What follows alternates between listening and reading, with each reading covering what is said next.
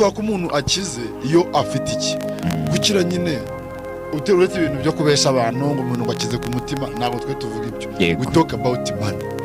Umuntu bavuga ko akize iyo ageze ku rwego we atagikorera amafaranga ahubwo amafaranga ari yamukorera urakumvise neza cyane gasubiremo ko kandi twita umuntu umukire iyo ageze kuri standard afite amafaranga akaba ariyo amukorera apana gukorera amafaranga.